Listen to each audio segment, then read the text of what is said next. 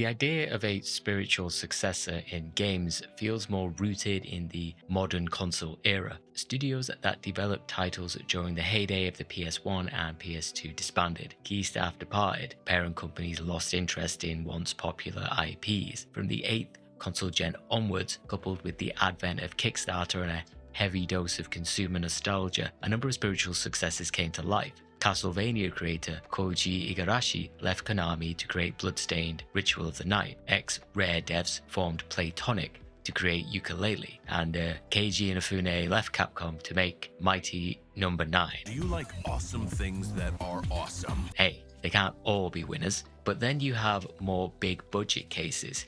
The Evil Within building on Resident Evil 4, the Callisto Protocol and Dead Space, Bioshock and System Shock 2, to name a few more modern examples. However, in the PS1 and PS2 era, the notion of a spiritual successor was a much rarer creature entirely. You could perhaps put Shadow of the Colossus and Ico under that label, Drakengard and Nier, Xenosaga and Xenogears, Perfect Dark and GoldenEye, but there was an even more clear-cut example that stood out to me at that time. After losing the rights to the Tenchu franchise, developer Acquire would once again creep back into the shadows with 2005's Shinobido, a paradoxically chaotic sandbox stealth game. Like all Acquire games, its jank, quirky humor and critical divisiveness make it worthy of a second look. So let's grapple hook into Utakata and see what Acquire's spiritual successor had to offer in 2005.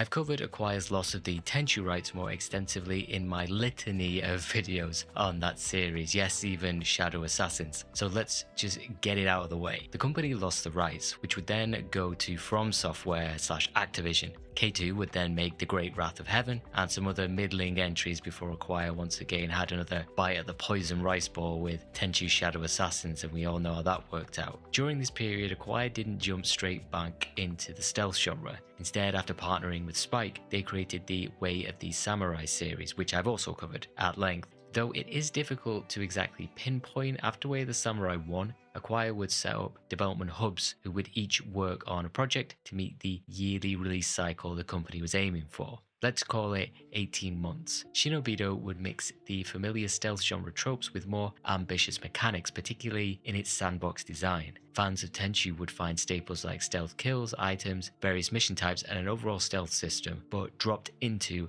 an often vast environment. The game itself centers on the Asuka Ninja Go, or Kurasu, Crow, as he's often called in the Japanese version. After an event that destroyed his village and erased his memory, Go embarks on a journey to regain his shattered psyche and piece together the events that led him to the present. In this journey, Go can take on various missions for Utakata's big three feudal lords, the peaceful if slightly incompetent Ichijo, the warmonger Akame, and the seductive cult leader Sadame. How Go manipulates these alliances in service to his goals is left very much up to the player, but to truly uncover his own dark past, the Asuka Ninja must utilize stealth, items, alchemy, and the world itself to his advantage. Say what you want about the jank of their games, but Acquire does nothing if not push genre expectations. Open world or sandbox games during the 6th gen were decidedly action-oriented chaos simulators. GTA set that template. Others would follow, your Mercenaries, The Incredible Hulk Ultimate Destruction, before exploding in the 7th gen. A sandbox meant freedom, and what do kids do when you put them in a sandbox with a few action figures? They mash them together. Granted, some others just eat sand, crunchy, delicious sand. Even offerings around that time felt more like a walled garden. Snake Eater, while boasting incredible reactivity in a number of large open spaces, was often more deliberate and calculated. Thief Deadly Shadows was a hold your breath sneakathon. Mine fury does mount to the builder's heavens! By the builder!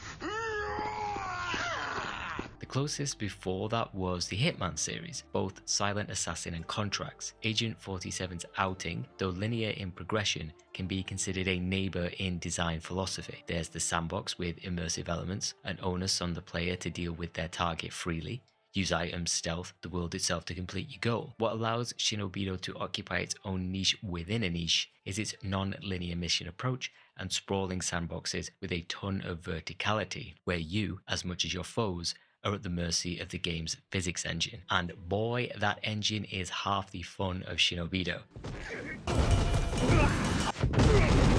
In Retro Gamer issue 240, Takuma Endo, president and CEO of Acquire, says that it was their first time using an externally developed engine for a game, which allowed them to implement physics. Enemy ragdolling upon death, or when you blow them up, the way characters run and jump and tumble around the environment, the chaotic and unexpected sandbox interactions and jank. I've often said that Acquire's setting is its charm, but in Shinobi-Do, the engine is part of that charm. You could even go so far as to label the game a light immersive sim, encouraging the same mindset and approach to the likes of Deus Ex and MGS The Phantom Pain. I said could. Shinobi-Do and its engine, though not on that same level, displays that kind of intent, an intent to push the stealth genre and build on what Acquire had learned from both Tenchu and Way of the Samurai. In terms of the latter game, its sense of choice extends beyond its sandbox world. Your relationships with each feudal lord is malleable. It's affected by missions you accept, how well you perform. If you deliberately choose to weaken one faction and strengthen another, one day you may be assassinating a Kami's general, the next stealing rice to help his dwindling reserves. All the while, goes searching for opportunities to locate soul stones, literal fragments of his memories that contain clues to his past. In his journey, he'll encounter new friends and foes, determining who is worthy of trust or death. Funnily enough, if you've played Shinobi-Do, you'll already be aware that its general design and execution skirts extremely close to K2's final Tenchu game on the Xbox 360. Tenchu Zan. While the sandbox environment and more free-form mission choice is at the center of both ninja games from a core execution perspective, Shinobi-Do is, however, strangely, what Zan should have been. It will become clearer why exactly that is as we delve deeper into Shinobi-Do. Another holdover from the original Tenchu series is the mission editor. Originally debuting in the Japanese exclusive Shinobi Hyakusen for Tenchu 1, it also appeared in the second game, Birth of the Stealth Assassins. K2 would even resurrect it for the PSP entry Time of the Assassins, all of which I've covered on the channel before. In that Time of the Assassins video, I talked about doujinshi, basically creating original works. That was the intention of the mission editor. Players could create custom missions to share with friends. This creation would even prompt an expansion, Shinobi Takumi, which would release 7 months after the original game in 2006. The expansion included fan-created missions. Those chosen had their names in the credits, received a free copy of the game, and a little bonus item to boot. As has well become the trend if you know Acquire, game releases didn't stop there. Of course, there's a PSP version of Shinobi-Do, Tales of the Ninja. Players could even import mission data from their PS2. It certainly felt like a lost art of user-generated content. When we think of the concept today, UGC is more rooted in monolithic games like Roblox, Fortnite, and Minecraft. Though there are a few bastions of smaller UGC communities like Halo's Forge and Forza Horizon. One of the most surprising aspects of Shinobi-Do's eventual release is that, while published by Spike in Japan and Sony in Europe, the PS2 and PSP incarnation would never reach American shores. While no official reason was ever given, we can speculate. According to an interview on the now defunct OneUp.com, interviewer James Mielke spoke with Takuma Endo and Keisuke Kanayama on the then upcoming Tenchu Shadow Assassins. When speaking on Shinobi-Do, Endo said, quote, "The publisher Spike considers this series a failure. When we talked to them about making another Shinobi-Do game, they gave us a definitive no. Instead, they wanted us to make The Way of the Samurai."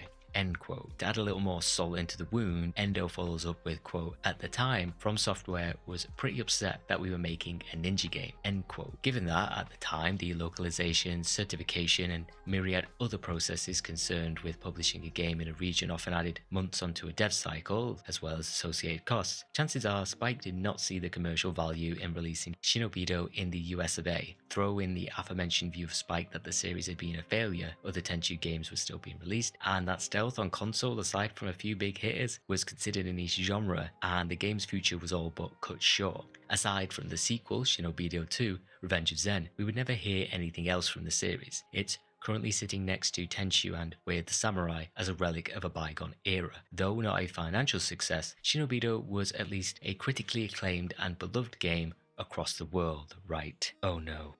When you look at the review aggregators for Shinobi-Do and see that 59, the word middling may come to mind. It shows itself rather frequently when discussing Acquire's titles. Way of the Samurai 2, 59. Way of the Samurai 3, 55. Way of the Samurai 4, 58. Take it with a pinch of salt. It's clear that the company's titles speak to very different palettes. On the whole, it was praised for its physics, allegiance system, open-ended approach to combat and stealth, and the freedom in which missions you can accept. On the other side of that coin, negatives often focused on the repetitive nature of missions, frustrating camera, and clunky controls. The majority of reviews lie in the 50 to 60 range, so not quite as polarizing as Acquire's Way of the Samurai offerings. Despite my best efforts to pick out reviews from your Plays and Edge magazines, even the Wayback Machine failed me. I was forced to rely on, aside from Eurogamer, some less, let's say, well-known publications. Tom Bramwell of Eurogamer furnished Shinobido with a 7 out of 10, citing lackluster combat, a frustrating camera, and repetitive missions, though praise does come with its oftentimes janky stealth, with Tom saying, and I quote, "Shinobido's oddly compelling, and grows in your affection the better you become at evading detection and making a kingdom of the rooftops." End quote. Over at Ace Games, with a Z of course, reviewer Dexter Pearson says, quote, "The truth is, if you can see past the flaws, the bugs, the bad graphics and the poor sound, and that's a lot to see past too, fans of the genre will have a great time on the island of Ninja where anything goes." End quote. Finally, Boomtown.net's Corey Brotherson starts the article by saying, "Popular culture will reflect this in the coming years with the inevitable ninja comeback." He wasn't that far off. A year later there was the release of the first Assassin's Creed, which may well have been single-handedly responsible for integrating forced stealth sections into a number of titles around that era. The faction-based missions and switching up allegiances, the myriad ways in which Go can take out a target, and level creator were all well received, though Shinobido's often clunky movement controls were of course a sticking point. He ends saying, and I quote, "But ultimately, despite glimmers of excellence, the whole package is just a little too imbalanced to make the game essential. You'll forgive it for its problems, but not forget them, which is why it feels like Acquire has almost used Shinobido to provide enjoyable ninja gaming excess, with irritating troubles to tease you with the hopes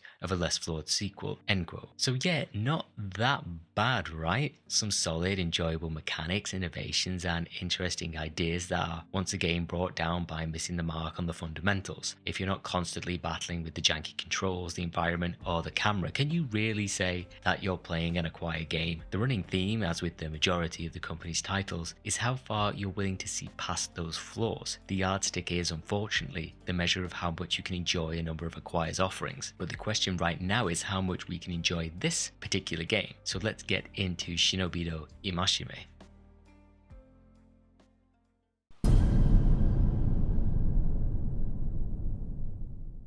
Shinobi-Do takes place in the late 16th century's Muromachi period, a time in Japan where tensions between feudal lords were high and war, famine and worse often followed.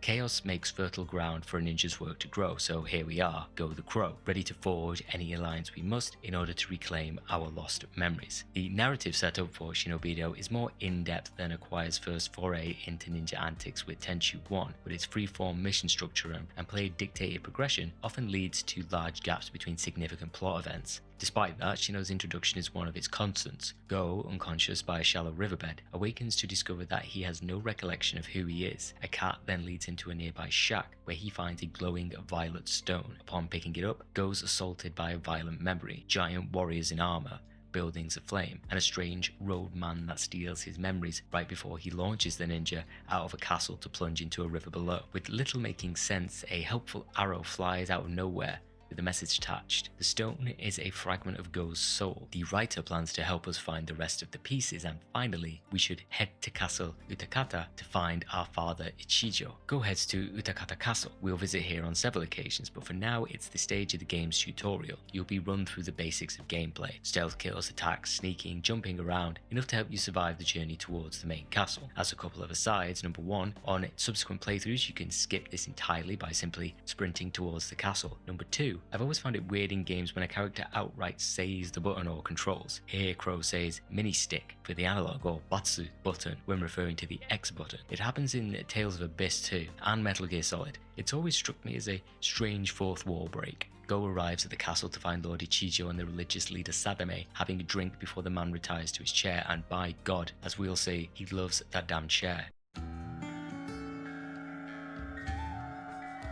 よし狙い通りの展開じゃ Crow busts in, claiming Ichijo is his father, but it turns out to have been a mistake. He is Go of the Asuka Ninja, and he just interrupted peace talks between the current ruler of Utakata, Ichijo, and Sadame of the Amarita faith, while a spy for the warlord Akame was listening in.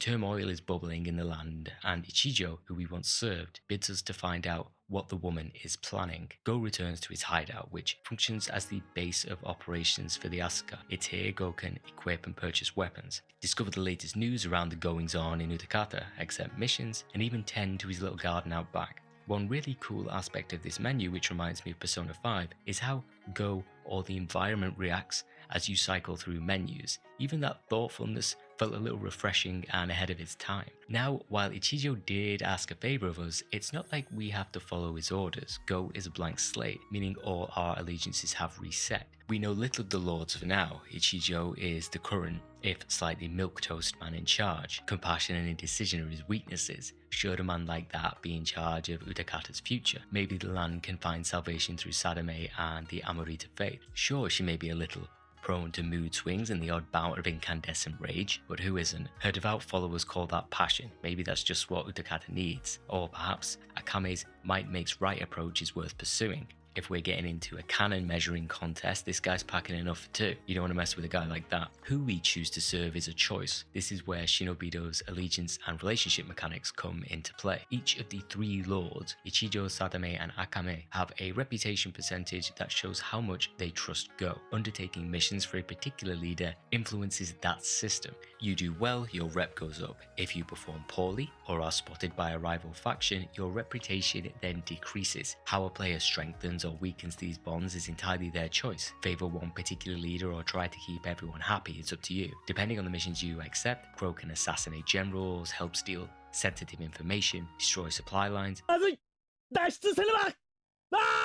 or simply go collect mushrooms in a forest, all in the name of one lord or another. The heart of this system is the mission section. Let's break it down. On the screen, you'll find a number of offers. Who you're fighting for is denoted by one of the four crests. Each mission has a potential payout that, depending on how skillfully or poorly you achieve your goals, can significantly increase or decrease. Missions have a type, difficulty, destination, and enemy. There are mission completion and failure conditions. Occasionally, there is also a special condition, such as completing your objective within a certain time frame or accomplishing it without being seen. If a contract's contents entices you, snap it up. Maybe you're short on Mon, the game's currency, and fancy a big payout. Perhaps you want to weaken one faction or strengthen another. Go with his whims will become the lever that tilts the axis of power in Utakata, though expect some resistance along the way. Getting yourself back into the ninja game isn't without its perils. Oftentimes, a ninja's greatest weapon is knowledge rather than might. Go can stay informed on the shifts in power and the latest news in Utakata by checking out what letters have been fired at his door via ye olde bow and arrow. One of the first missives he'll receive is from the person that mistakenly convinced us that Ichijo was our father. Onji, as they call themselves, appears to want to help the Asuka ninja regain his memories. Why? We don't know yet. For now, all Go can do is embark on his first mission. So let's talk about what kind of requests will be waiting for us. In total, there are 14 mission types you can undertake in Shinobi-Do. Seems like quite a few, but you'll find that a number of them are a variation on a theme rather than an entirely new concept. In no particular order, they are total destruction, kill every enemy in the map; assassination,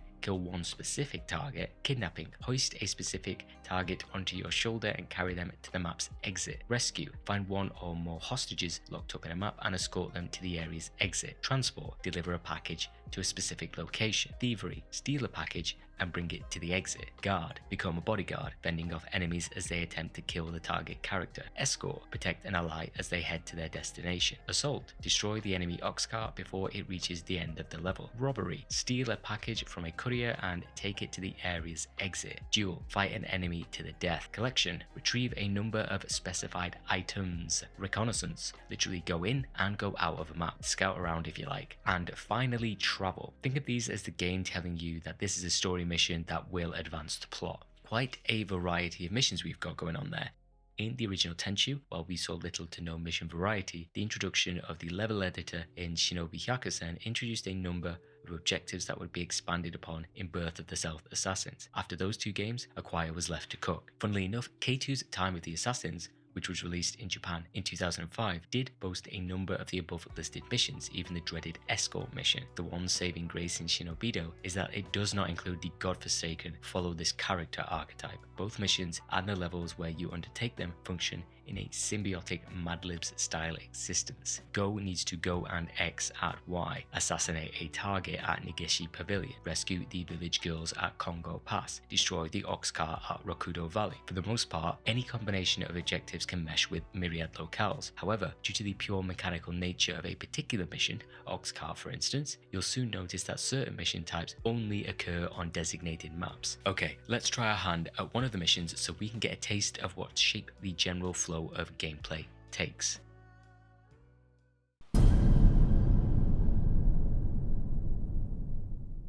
It's no mistake that the first mission that Ichijo can send you on will feel familiar. Acquire is often quite subtle in nudging the player towards a tutorialized experience. From the meeting prior, it's established that Go was perhaps the man's ninja servant. Maybe that pushed you in his direction. During my first playthrough, this time at least, it was a transport mission. I have an extremely vivid memory of having played the game when it was released and choosing Sadame's mission on my very first playthrough some 20 years ago. Ichijo's request is that Crow deliver a box to a contact. Get a good look at that box because it'll house everything from secret plans to deeds to soul stones during a playthrough. You'll be marching up and down the lands of Utakata with this wooden oblong. Negishi Pavillion is our Echigoya estate, our warming up map. It is the smallest area in the game and will be completely dwarfed by subsequent locations. This is the level for the returning fans of Tenchu 1, 2 and even Wrath of Heaven. Y'all know the estate, but you may not be familiar with how to play Shinobi-Do yet. And when I say play, I'm not referring to mastering the somewhat janky controls. You need to discard how you played previous Tenchu games, hell, previous stealth games for that matter. Shinobi-Do prescribed to the Assassin's Creed and Ghosts of Tsushima playbook before those titles were a twinkle in Ubisoft and Sucker Punch's eyes. This is a stealth action game, attempting to slowly approach every enemy, get that stealth kill, perhaps reset if you're seen. No. Just get that idea out of your head. This isn't Tenchu. You're not being harshly punished if you're spotted, because you know what happens when you're spotted, right? Someone like a guard sees you. If that guard is then disposed of, he can't see you anymore. Thus, Go was never seen. Get it? This is a sandbox. Take everyone on in melee combat, use items, sneak around. The emphasis is more on completing your objective competently and skillfully rather than stealthily. Chances are most players will fall into the familiar pattern that became the norm in those aforementioned Assassin's Creed and Ghosts games. Maybe even MGS if we're going back a little further. That is, you stealth around for a while, getting kills when you can, but if you're spotted, just go ham until not a living soul remains. Most of the times in Shinobi-Do, that'll work out just fine, but oh boy, you've got to pick your battles, because if you alert one guard, it's like attacking a wasp. You get the stank of pheromones all over you, and the guards will come at you like a dumb heat-seeking missile. Just like that, you're surrounded. 3, 4, 5, 8 enemies all flailing their weapons, throwing grenades, screaming, hitting each other. It's chaos. And you're at the center of this stabby and explodey whirlwind, so I hope you've got an exit strategy. Let's go eke out a death knell before ragdolling.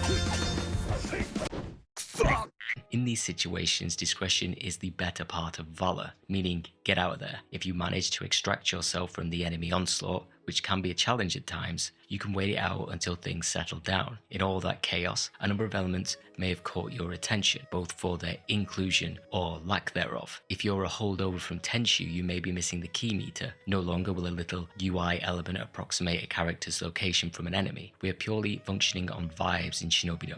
When an enemy is in range, an indicator will appear at the top of the screen. It comes in several emotional flavors. Grey, neutral, the enemy's going about their pathing business, nothing amiss. Purple, the enemy is alert, they're in caution mode, actively alerted. Pure red, they've seen you and are actively trying to stab you. Light red, this is the cooldown phase after the enemy has spotted you and should eventually return to its grey hue. While those indicators inform the player of an individual enemy's state, your objective marker is replaced by a compass in the top right. It often points towards a specific item or target, accounting for elevation, and is simple enough to intuit. In our case of the transport mission at Negishi Pavillion, when we're holding onto the box, the compass points to our contact point. If we ditch the box, then the compass homes in on that instead. The mission itself, both its location and difficulty modifier, does a decent enough job of providing a taste of Shinobido's core mechanics. Due to the nature of mission objectives being quite open, you're free to approach them however you see fit.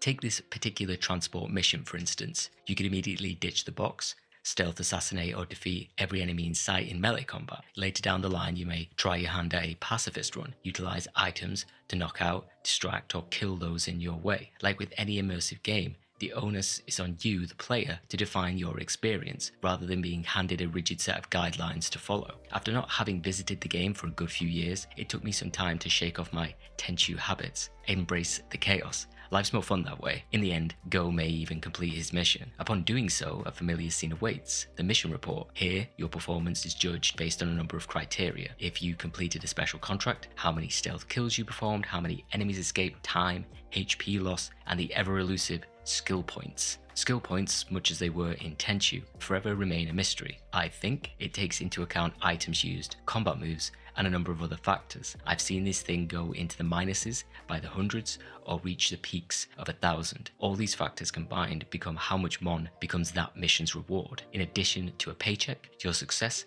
defined by a percentage, also affects your trust. You perform well, a maximum boost of +4 or even higher awaits.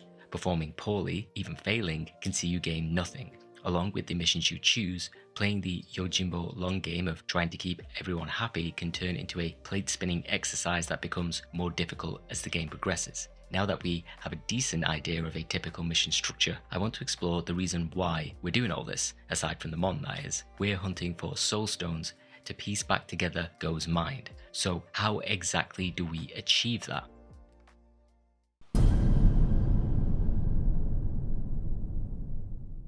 The game, or Onji, was gracious enough to provide Go with his first soul stone for free. The rest he has to sniff out himself. Fortunately, he'll encounter help along the way. Soul stones function as story gates, effectively shifting you to a latter stage of the game. New missions, items, enemies and allies await in seeking them out. However, retrieving any soul stone requires you to actively accept a mission. Oftentimes, this will be a thievery or transport outing. One lord will ping you a note which says that he's heard another lord has one of the MacGuffins in their possession. You then choose whether or not you wish to move the narrative forward by accepting the contract. If we were to look at the very first instance an opportunity such as this arises, it can involve you heading to Murakamo Fortress to pilfer Sadame's glowing purple chest. This plays out like any other thievery mission. Head to the location, hoist the chest upon your shoulder, hightail it out of there, except the object in question oozes purple haze like someone stuffed a smoke machine in there. The amusing element in these specific missions is that you're supposed to send the package straight to the recipient. Then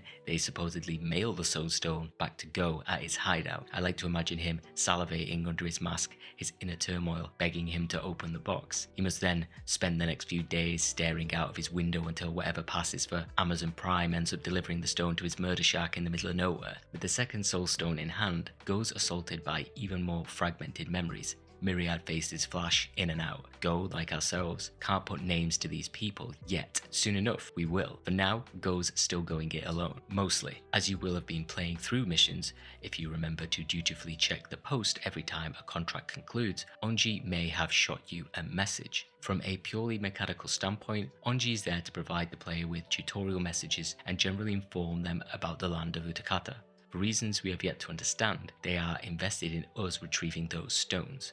According to Onji, after picking up that last soul stone at Murakamo Fortress, plus the one we found at the shack, we now possess 2 out of a total of 8. The remaining soul stones have seemingly been scattered across the land, with anyone and everyone open to discovering them. Where and how Go will find the next part of his fragmented memory is anyone's guess. Wondering never got anyone anywhere, so let's examine a few more concrete examples of missions and locations to understand Shinobido's strengths and weaknesses. We'll start with everyone's favourite, assassination contracts. Maybe we'll dig up another soul stone along the way.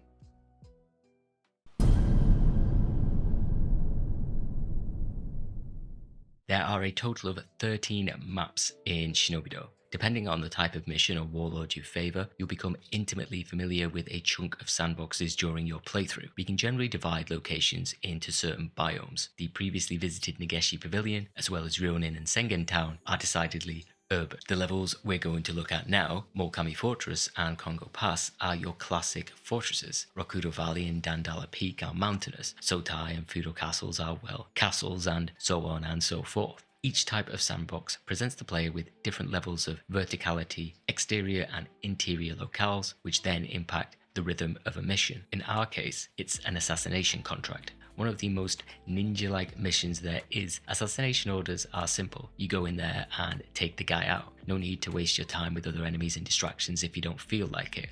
Oftentimes there may be a special condition, such as not killing anyone else or maintaining absolute anonymity. These contracts also often target a faction's general. Taking him out of the picture then reduces a faction's military strength, putting them on the back foot. Along with assault carts, these people are the foundation of a lord's might. At the beginning of every mission, a short scene introduces the target and their location. They are often surrounded by a small retinue of guards in a difficult to reach area. I chose these two levels specifically because they're the strongest settings for these contracts. While assassinating your target is priority number one, completing the task without witnesses is a close second. Being seen means the other lords know about your flimsy allegiances, often resulting in retaliation and most certainly bringing with it a drop in trust. If you can't stop yourself from being seen, then at least make sure there are no witnesses. Kongo Pass functions as a fortified checkpoint. Wide, winding trenches can funnel troops or enemies. All the while, cannons and traps sit atop the walls. During assassination missions, you'll often find the surrounding area patrolled by enemies. Your target is always in the same place, a large building to the rear of the pass, in a small room, guarded. How you choose to solve that puzzle is part of the fun. However, when you first set foot into one of Shinobi-Do's many levels, it's easy to get distracted by these shiny things. A log trap attached to a wall here, cannonballs and explosive barrels lying about there, the giant contraption that spits out spiky balls, or even your arsenal of shinobi tools. You trick yourself into believing that you can utilize these various weapons to eliminate your target. Don't believe the game's lies. Shinobi-Do wants you to look at these implements of death and imagine your character using them to dispatch targets. Just imagine, a general walks under a log trap, you set it off, and it takes them out in one hit. Or you construct an explosive death trap for the target to walk in and boom, it's all over. Unfortunately, the game has something to say about that, and it is no. This dichotomy of a world brimming with tools is at odds with hard code. More often than not, enemy HP, game and mission difficulty affect the number. A bomb or tool on easy with a mission difficulty of 1 will obliterate an enemy. Try that on hard with a mission difficulty of 12 and it's a whole other story. Shinobi-Do makes it extremely difficult for you to deal with problems, particularly assassinations in creative methods within a level. Affecting an outcome like that often requires more effort than simply confronting the issue head on. Let's explore a couple of these scenarios in both Kongo Pass and Mokami Fortress. Firstly, our general in Kongo Pass. He's in a building. There are multiple entrances. His little waiting area is cramped. He's flanked by bodyguards. The smart move is to lure him out. How are you going to do that? You could throw some knockout rice down the hallway, hope he picks it up. You could toss in an orb of confusion and hope it's powerful enough to distract everyone. Maybe you want to cause a ruckus to break their patrol routes and then go in for the kill. These are all valid, if finicky methods that, depending on the level of your items, may or may not work. Or, if you're like me, scout the building and find out there is a trick ceiling above the hallway. Interesting. Not only that, but there's also a bunch of cannonballs sitting close by. What if I were to pick one up and... Oh god, I just blew myself up. Okay, what if I were to pick one up and then carefully throw it and... Oh, it just made a big noise. Guards started running about. I suppose I can just keep throwing cannonballs and see if it kills them? Nope. Gonna have to do it myself. Alright then. Another time, I lured the target to a place where there was a giant spiky ball.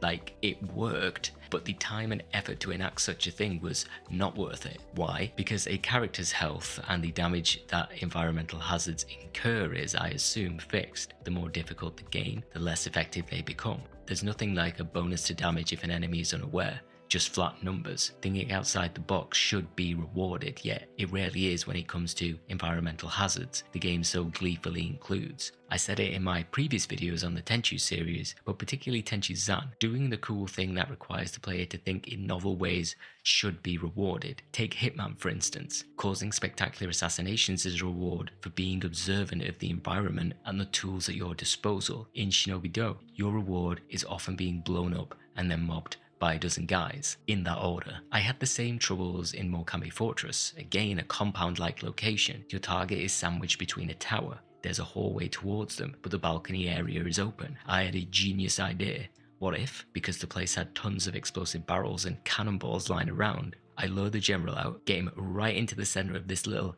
death trap, and then let gunpowder, concussive force, and gravity do the rest. And let me tell you, this took forever. Firstly, you got to lug everything into place, having made sure you've killed everyone in the surrounding area first. Next, continually beckon the target close. Finally, hit the trigger. This clip shows how much damn firepower I was working with.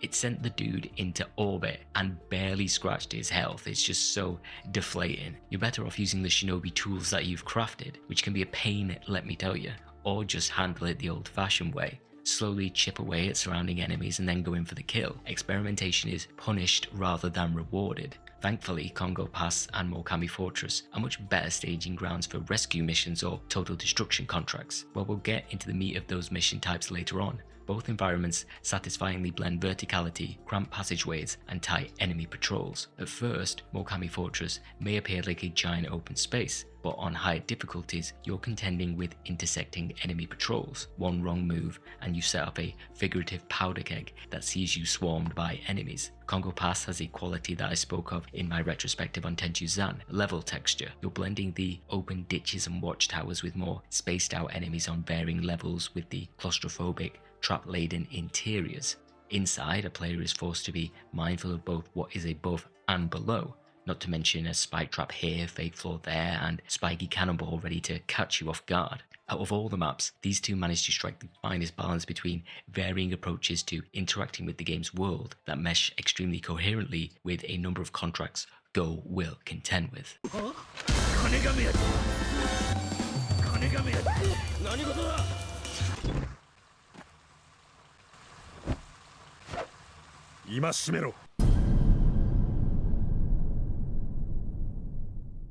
With Go working hard, playing lords off each other, it was only a matter of time before rival ninja clans got word of war brewing in Utakata. Unbeknownst to us, Go and the Asuka have quite the reputation. This envy breeds jealousy. They want you out of the picture. Now, 3 rival ninja factions have arrived: the Kenobi, Mosu, and Taraba. As you go about your stealthy business, these new foes will be under the employ of all 3 lords. While Onji preaches caution in confronting them, if Go wishes to retrieve his memories, crossing swords is inevitable, whether you like it or not. The next mission Go undertakes after Onji's warning sees the 2 leaders of the Mosu Ninja twins, Usuba and Ageha. They know Crow, but he doesn't remember them. Few words are exchanged before a fight breaks out.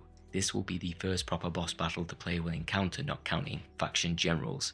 Being ninja, the twins have the ability to not only throw kunai, but perform Naruto's favorite ninjutsu, Kagemunshi no Jutsu, shadow duplication. If games have taught us anything when it comes to a shadow clone, you need to attack the real one to dissipate the clones. It's no different here. While the 2 are quick, like all of the Mosu Ninja, it's a rather tame encounter given it's the player's first boss. To the twins' surprise, Go decides to let them live, a courtesy they claim he did not extend to their sister. YouTube rewinding back to the previous vision with the Soul Stone, it's possible to catch who the twins are referring to: their sister Tateha. They're triplets. Clearly not thrilled with Go's mercy, they vow to kill him the next time their paths cross. Incidentally, if the game is played with the Japanese VO, and let's be honest, why in God's name would you choose anything but that, the twins speak using Osaka vernacular. From now on, Go will encounter the Mosu and even the twins while on various contracts. It is possible to fight them, though it has no bearing on the plot until one specific mission crops up, when Go is informed that Mosu is in possession of a Soul Stone. Completing this mission then awards the ninja with his 3rd Soul Stone. It's in this vision we see Tateha's death more clearly, surrounded by faces that recoil in terror at Go, paint quite the different picture to the ninja we've been spending time with. Sure, he's a stone cold killer, but it's purposeful, not wanton slaughter. Even more interesting is that guy in the robes and the armored ninja who've appeared in every vision so far.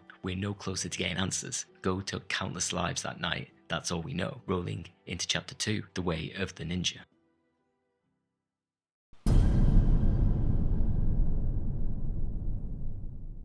Along with assassination contracts, total destruction missions are Shinobido's bread and butter, or poisoned salmon and rice perhaps. The premise is simple: you load into a map and then must systematically erase every enemy. As you progress through the increasing difficulty stratas, you'll notice not only the number of enemies increasing, but their variety. Your common all-guard and scrubs from either Chijo, Sadame and Akame rarely require a different approach in how they're engaged. As long as you're careful to not allow them to gang up and go, these enemies' attacks are weaker and their health pools lower. Where it gets interesting is when those aforementioned rival ninja clans enter the mix. The war in Utakata has brought 3 ninja factions to converge on the land: the Konobi, Mosu and Taraba. The clan's loyalties, much like the lords, are flexible. No one clan favours a particular lord, they'll randomly show up in a job. The Konobi are male ninja clad in green. They adhere more strongly to a classic shinobi archetype, like Go himself. They favour broad sweeping attacks, quick combos and liberal use of weakening and confusing items. Like with any enemy in the game, allowing Go to be swarmed by them is a recipe for a bad time. In terms of challenge, they are equal to the Mosu Ninja, an all-female clan.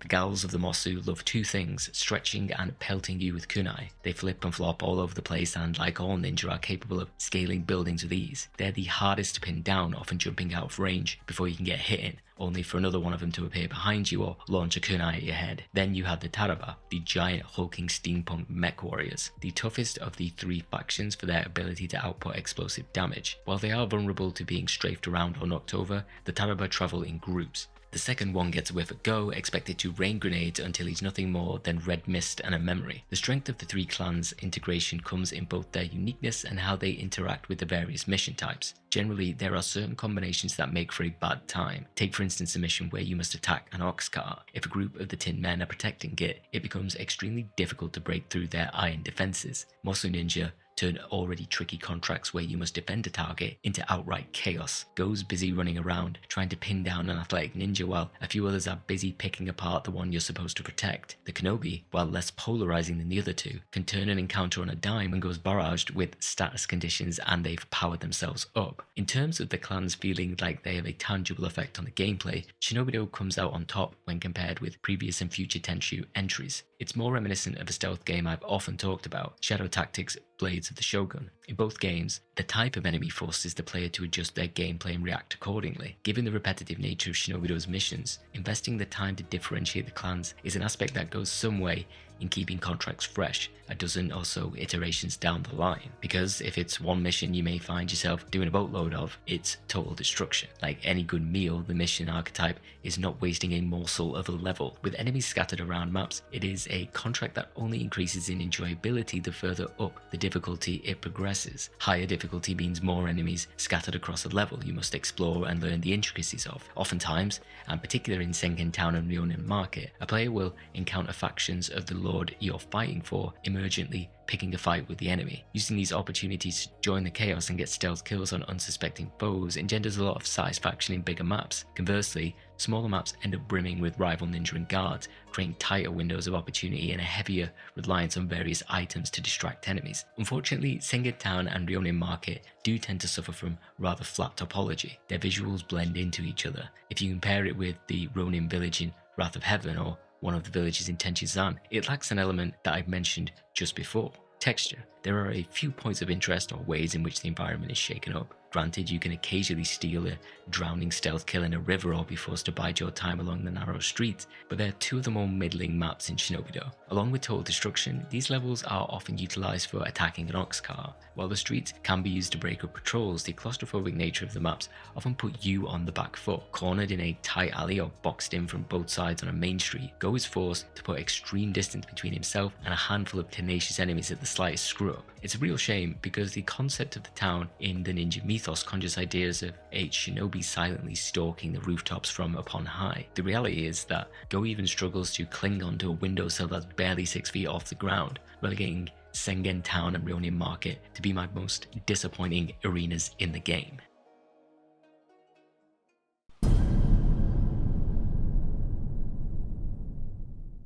It is in the pursuit of the fourth soul stone when the cogs of the narrative get greased and ready to turn. In taking contracts in Utakata, Go will run into one of 3 recurring faces from his flashbacks: the male ninja. The one-eyed man exchanges even fewer words than the Mosu ninja. You're flung straight into battle. Unlike many of the other ninja generals and scrubs encountered so far, this ninja is the greatest mirror to Go himself, possessing nearly identical moves, a penchant for items, and flipping over Go's head. Like any good mirror match, the player can learn a thing or two. Despite holding the ninja at bay, he's rather tight-lipped. If you're already aware of who this character is, he will pull the same move from Way of the Samurai 3 before vanishing into the night. Back at base, Onji's no help either. They suggest avoiding him entirely. Onji does soon come in clutch with helpful information. A glowing stone has reportedly been located in Asuka village. Go returns to the scene from his flashbacks. The village is in disarray. Blood stains ruin houses, cats run amok, and whoever once dwelled here is either dead or long since fled. It's just you and a woman, the one from Go's memories. Like the others, she remembers him, but everyone is a stranger to the Asuka ninja. The woman introduces herself as Kinu the Canary, one of the Asuka ninja. She reveals that she was here the night the Asuka village, her and Go's village, was destroyed. The culprit, Gameran. Kinu's interrupted by a cannonball. The missile belongs to Kabuto of the Taraba ninja. Both Go and Kinu cross swords with the hulking armored warrior before the ninja pulls off his signature swipe. Kabuto's quick to disappear, but does leave behind another soul stone. We see the Asuka village as it once was, peaceful and verdant, with Kinu tending to a garden. There's also another face from the visions, the former head of the Asuka clan, who forbids Go from entering a shrine. Finally, the name of the male ninja from before is revealed, Zaji. The 4 had quite the idyllic life, aside from all the contract killing and whatnot. Snapping back out of it, Go beseeches Kinu to find Zaji and rebuild the village. She rejects him. Go has a ways to go to rebuild whatever bridges he burned. Still, he now has a name, Gameran.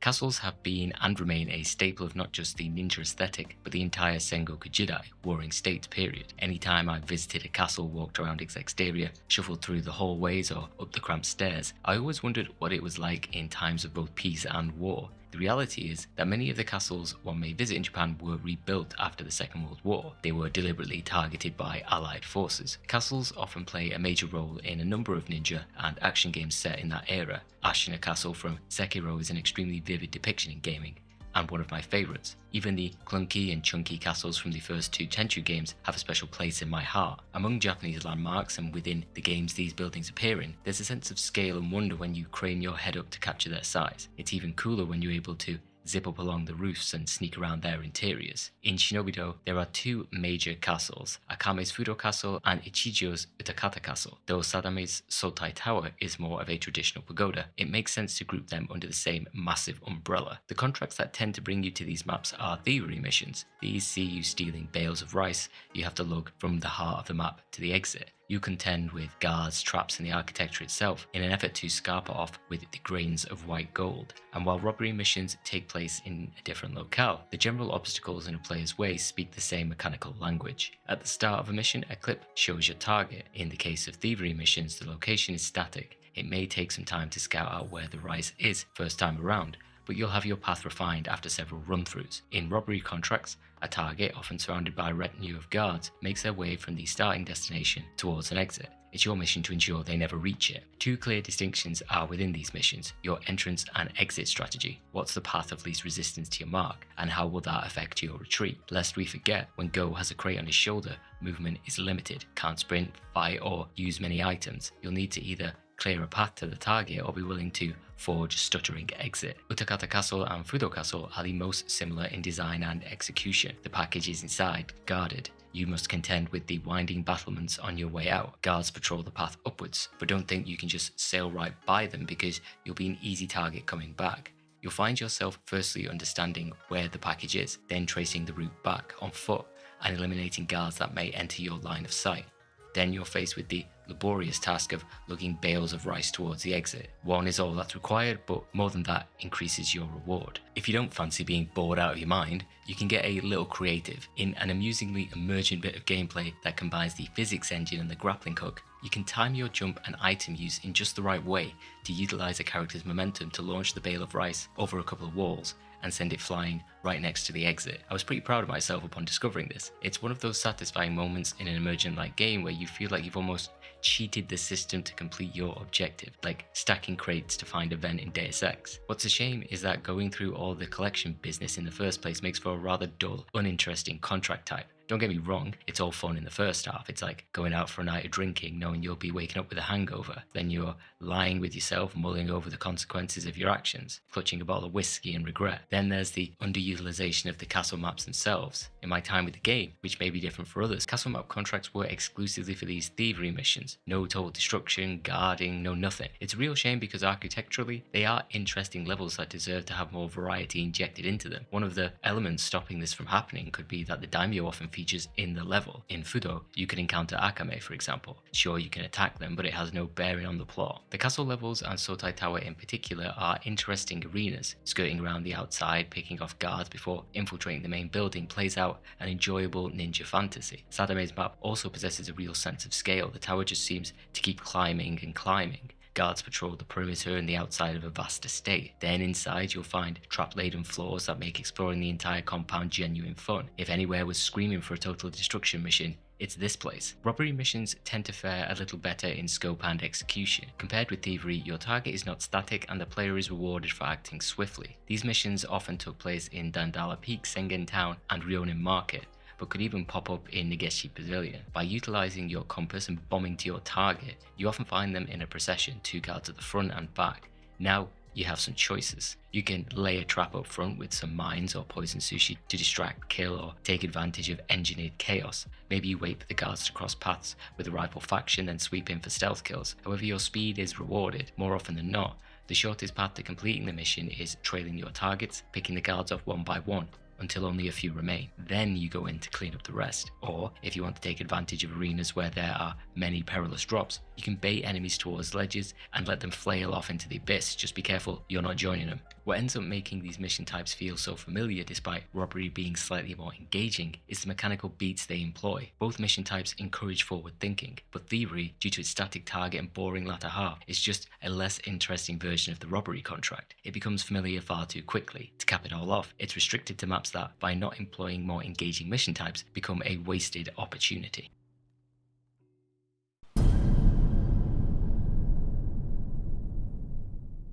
After Go returned to the Asuka village, meeting with one of the only surviving clan members in Kinu and discovering the man he crossed swords with was once his friend, the ninja's been on the hunt for more stones. Life in Utakata is as chaotic as ever, with the various ninja clans often finding their way into Go's missions. Thankfully, on a cold night when the ninja catches word of a soul stone in Akame's Fudo castle, only the regular riffraff stand in his way. As is tradition, we're once again embarking on a thievery mission. Due to the previous section covering both castles and this mission, we can dispense with the introduction and get right to the heart of the matter. What's in the Soul Stone? The contents paint a bleak picture. Through Go's eyes, the sorcerer Gamoran speaks with us about destroying the Asuka village. Why, after our previous memory showed how chummy we were with our own clan, would we suddenly turn on them? Gamoran calls us his apprentice too. This Go is a twisted reflection of the person he appears to be now. Unable to abide the weak, he killed a defenseless Tateha, while Gamoran whispers in his ear and Zaji can't believe his eye. Next, the Taraba have attacked Asuka village and we learn how Zaji lost that eye. Gamoran chucked a goddamn spike in it. Pretty metal. All signs point to Go being a traitor.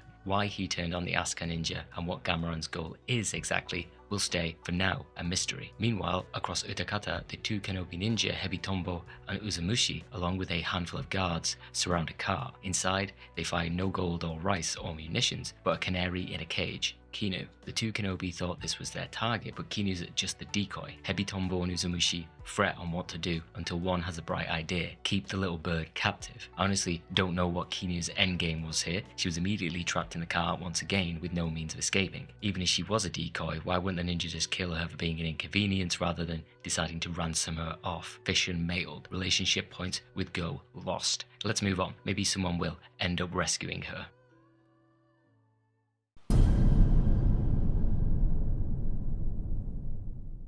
Assault missions are one of the most powerful tools Go has in weakening a faction's firepower. Represented by the 2 crossed swords when viewing a lord's status, destroying the ox cart before it lethargically reaches its destination is often a chaotic bloodbath. The biggest factor in completing this contract successfully is your enemy. Normal scrubs will not pose a threat, but the second Kenobi, Mosso and Taraba enter the mix, you better have come prepared. By far, assault missions require the most forward thinking. For one, you're on a timer. The ox cart, though slow, will always be edging towards its destination. Depending on the map, a player has a handful of minutes at best, so I hope you came packing. Items, and to a lesser extent alchemy, play a huge factor in these missions. Your explosives, amnesiac, confusion bombs, landmines and even sushi all have their place. The entire approach to the item system is one of the most modular I've ever seen in a stealth game. From the item shop or downed enemies, a player can acquire a number of different types of items. Sushi comes in the explosive and knockout variety. Chuck these on the ground and guards will often stop what they're doing to chow down. Spheres can be damaging or healing. Explosions cause damage, confusion sends enemies running in circles. Spheres even have the ability to heal HP and cure various debilitations. Wind-up chicks and scuttling lizards can distract or damage. Shurikens are good for chipping away enemy HP or knocking more agile opponents off balance in the air. Health potions restore HP, and your grappling hook can either be utilised in the more traditional point-and-shoot way or tapped to scoot up to the nearest ledge a la Sekiro. A little ways into Shinobi-Do, you can even create your own items via the alchemy system. This is perhaps my biggest divisive feature in the game. I am the type of person that has never been interested in alchemy systems. Skyrim, don't care. Dragon Age, don't care. Any game that has an alchemy skill tree, like The Witcher, no thanks. I just do not find those systems engaging or appealing. I may be in the minority, I accept that. And there are probably a bunch of players who love Shinobi-Do's alchemy system. I just find it too convoluted. What becomes a larger issue is that on higher difficulties, the game demands you engage with it. Firstly, how does it work? Alchemy begins with the vessel, the pot you're chucking ingredients in. You start with one and can purchase more later. Pots can contain various effects. Pots also contain various parameters, both positive and negative, ranging from A to E. A positive A value cures, a negative value confuses. The ingredients, such as lizards and plants and mushrooms that you plop into the pot, affect these values in what the game hilariously calls the rule of flavor, like we're being inducted into the Guy Fieri Culinary Arts School. You can buy items from a vendor or scavenge them while on missions. You can then choose to alter your brew and its ingredients in various ways. Bake, dilute, cook. For example, these alter effects in myriad ways. Through alchemy, you can create extremely potent items ranging from explosives to scrolls to potions that increase your health. Oftentimes, this relies on making the number go up. Other times, it requires you to hit a specific sequence of numbers along the alphabet. It's a system that I find needlessly convoluted. Hey, Acquire, and I did not engage with it. My brain is far too small to embrace its ways, waste time experimenting, spend time and money chucking things into the pot in the hopes of making a singular item I'll use in mere seconds. There are in-depth guides online that will teach you the path of Fieri. Utilizing the system will be a joy for some, no doubt, but I am a dum-dum. I just wanted a simple system. Why it becomes so vital is that at higher levels, enemies are more resistant. All items have potency, represented by numbers such as 30, 60, all the way up to 999. A plus 90 health potion will restore most of Go's vitality, for example. A plus 999 explosive sphere is enough to obliterate anything on Earth.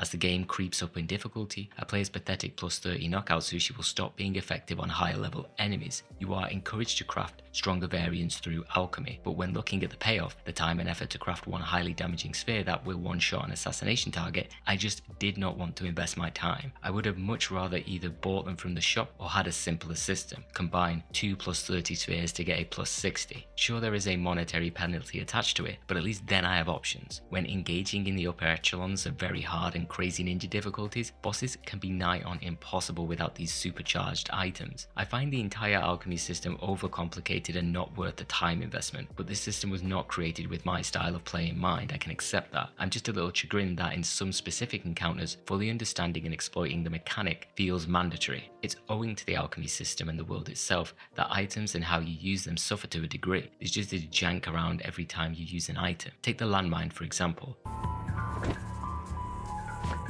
Okay, so maybe you choose to blow up the landmines with a shuriken, which can work, but the damage is pitiful and now you're spotted, so maybe you decide to throw a confusion sphere at a group of people to get the drop on them and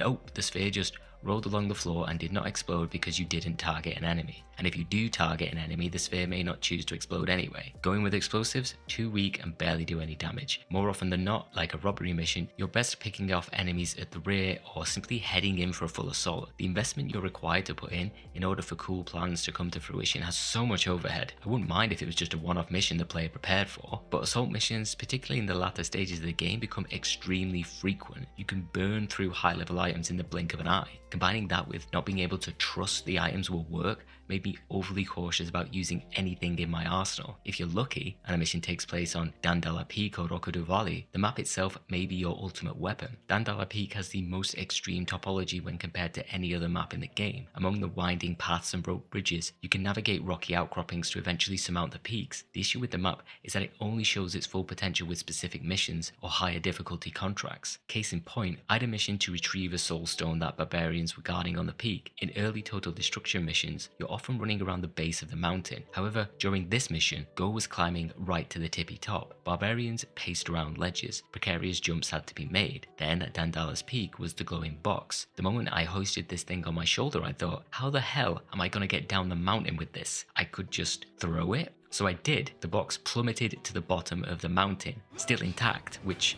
I couldn't quite believe. Dandala also shows its true colours in robbery and assault missions. Due to the tight pathways and height, you can slowly pick off enemies. You can also bait tons of them to a precarious ledge, then let them launch themselves off the mountainside to the death as they attempt to attack you. You can foster that same brand of chaos in Rokudo Valley. The ropeway bridge is a prime target to take down guards carrying a package or cut off enemies guarding an ox cart. While not as grandiose in its peaks and troughs, the winding nature of its pathways can provide an advantage if you utilize explosive barrels or the many log traps. Due to their open and precarious nature, both Dandala Peak and Rokudo Valley come into their own when missions blend higher difficulty and give the player the opportunity to fully utilize the environment itself as a weapon. Just be careful you don't end up joining your enemies in a race to a bottomless pit.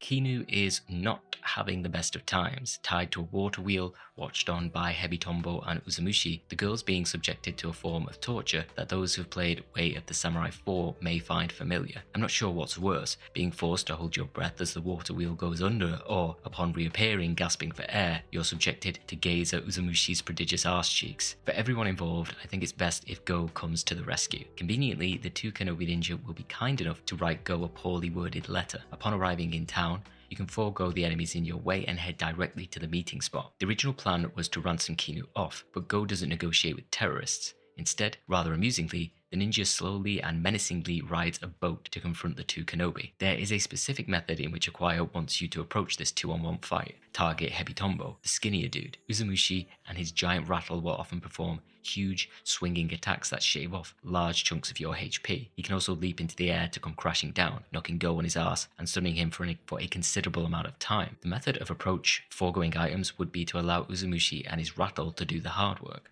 Bait him close to where Hebitombo is. He attacks and ends up damaging his clansmen. If you do try to take out the sumo, he has far more health and the ability to heal, so it swiftly becomes an exercise in futility. That's not to say Hebitombo doesn't pose a threat. The man is most dangerous at range, where his long, snake-like gauntlet can lunge towards you. If it connects, Go's health will slowly drain away, leaving him vulnerable to other attacks. The easiest path to victory is utilizing Uzamushi's attacks while staying in close range to Hebitombo. When the smaller man's down, head in for the kill or rain down explosives on him. When they're beaten, Go instructs the two stooges to untie Kinu. They admittedly do a rather poor job of it, so much so that Hebitombo ends up caught under the water wheel. He drowns to death while Uzamushi panics. What a shame. With Kinu freed, Acquire treats the player to some pixelated mesh gravure that is not quite on the same level as Kasumi from Way of the Samurai 2, but what can you do? The ninja was inexplicably hiding a soul stone inside her dress. She's hesitant when Go snatches it up. From our first meeting, Kinu's been concerned about Go regaining his memories. Could it be because it may turn him into a traitor once again? Perhaps Kinu wants to protect Go from the awful things that he wrought. Given the pair's relationship, I've I've always sided with the latter explanation, but Go can't run from the truth any longer. The vision shows him the shrine from the Asuka village. For reasons unknown, and though he was forbidden, the ninja rips the seals off the doors, never a good thing, and opens the shrine. Inside is an old blade, creepy moaning voice, and emerald smoke that leaps out and latches onto Kinu's arm. Like a zombie bite, Go's forced to hack the contaminated appendage off before it consumes Kinu's entire body. The malevolent force in the shrine was Gameron. It somehow infected Go, twisted him to commit those atrocities. What makes things worse is that the sorcerer may still be out there. If he is, Go must put a stop to whatever he's planning. Thankfully, he'll have some help along the way. We have a new party member, Kinu. While certainly more than just a model change, her moment-to-moment gameplay doesn't drastically differ from Go. She has an independent health and strength pool that, like Go, can be upgraded. Her weapon is also worth mentioning. The kunoichi wields a flail, which possesses a much wider arc than Go's blade. Somewhat finicky and not as straightforward compared to Go's arsenal, it does come in particularly handy on missions that require you to dispatch large swaths of enemies at once. Aside from that, the two are mostly interchangeable in their utility. Regardless, we're going to need all the help we can get if we're going to take down Gameron.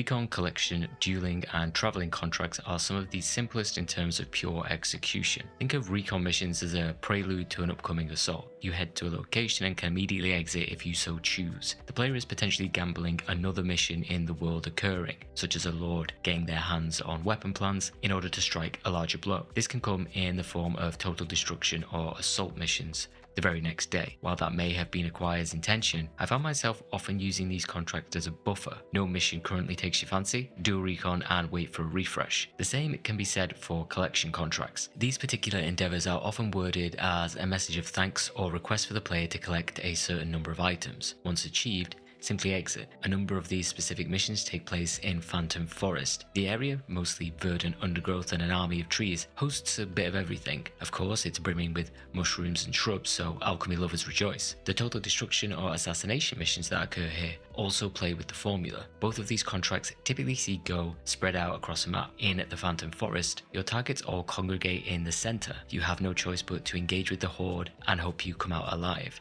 It's a prime opportunity to utilize various spheres to weaken enemies or even let them attack each other as they attempt to stab you. As for a location, it's rather middling, but I always appreciated how it played with the formula just enough to keep missions other than gardening interesting. More of a novelty than interesting would be the dueling missions. While they take place in a number of locations, Go will often find himself in Ryonin Market or Sengen Town. You can ignore normal enemies and head straight for the target. When viewed as a contract that you can't simply enter and exit a map to complete, it can be cleared in under a couple of minutes. Targets are sometimes a lord's more powerful guards, such as a Ronin. Deep into the game, an opponent takes the form of one of the heads of the three rival ninja clans. One cool quirk to these duels is that they can operate outside of a lord's contract, their independent missions. For contracts with a daimyo, you don't even need to face your opponent in one-on-one combat, you can just assassinate them. Unfortunately, you have no such luck with Kabuto. It's mano a mano, unless you possess a special scroll that allows you to assassinate any character in the game. Finally, traveling missions is Shinobido's way of telling the player that a story sequence is about to happen. If you want to clear some more missions, earn a little extra mon, take care of anything else before proceeding, now's your chance. The breaks where I've been covering the story, for the most part, fall under these travel missions. You accept the contract, head to the location. Sometimes you're forced to walk a little first before the encounter has a high chance of concluding in a boss battle. All four, despite technically possessing the moniker of mission, aren't quite at the same level as an assault or total destruction, so possess very little substance to dissect. The game's engine, however, is a different matter. While the physics underpins much of the chaos in Shinobi-Do, the mechanics built on top of it are worth a look. Through the footage and what I've talked about so far, we know there are stealth, combat, items, and item crafting systems. Stealth, for the most part, functions well. However, like the games in the same vein that would come later, it's taken from the main focus of gameplay to be simply one of the tools in the player's arsenal. Wall hanging, shuffling, crouching, creeping, familiar vocabulary from the stealth dictionary are here, but there are a number of factors holding it back. Unlike your MGSs or even Hitman, which lean harder into stealth, You'll find enemies both deaf and blind in Shinobi-Do. Assassinate a guard a few feet away from another and they'll just go on with their business. Crouch a couple of meters away from a patrolling enemy and you're practically invisible. I feel these are more design choices. The first two Tenchu installments were slow-paced sneakathons. Shinobi-Do moves at a pace similar to Tenchu Zan. Go and the world move quickly. You're not meant to spend more than 15 minutes on these levels. Stealth comes in rapid bursts to assess a situation or creep the final few steps for an assassination. It can pose a challenge though. Beyond normal scrubs, ninja enemies will hear your footsteps and will see you from further distances away. If you're sprinting all over the place, chucking bodies and generally causing a ruckus, Go's easily targeted. This change in enemy behavior both forces the player to think of different approaches and offers a change of pace within the levels themselves. My biggest gripe with the stealth system, which seems to persist in all Tenchu and Tenchu adjacent games, is the jankiness of stealth kills themselves. The amount of times that little ching sound effect didn't chime or visual did not appear when I clearly had an assassination opportunity became too numerous to count.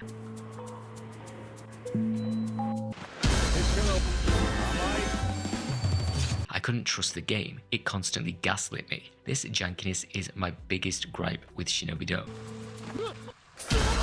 One of the only games I've actually felt confident in stealth killing opponents was in Sekiro. The dot appears, you know you're good. In Shinobi-Do, I just had to pray that Go felt like slicing someone's throat that day. On the other side of the coin is combat. Hacking away at opponents is genuinely enjoyable. Go or Kinu's R-Stove moves aren't exactly bountiful, but throwing items, pickups, dodging, strafing and flipping over enemies is more than serviceable. Chaotic combat situations, being swarmed by enemies always conjured a giddy joy, especially when your grenades take out a bunch of enemies or you lure them into explosions, confuse a bunch, see them impaled on traps or taken out by the glorious spiky ball trap. If it's you versus a bunch of enemies or even a boss, you're all good. The problems arise when friendlies are thrown into the mix. The combat system falls apart on guard contracts. The amount of times I slit an ally's throat, hacked them to pieces, blew them up, knocked them off a ravine, though hilarious, was numerous.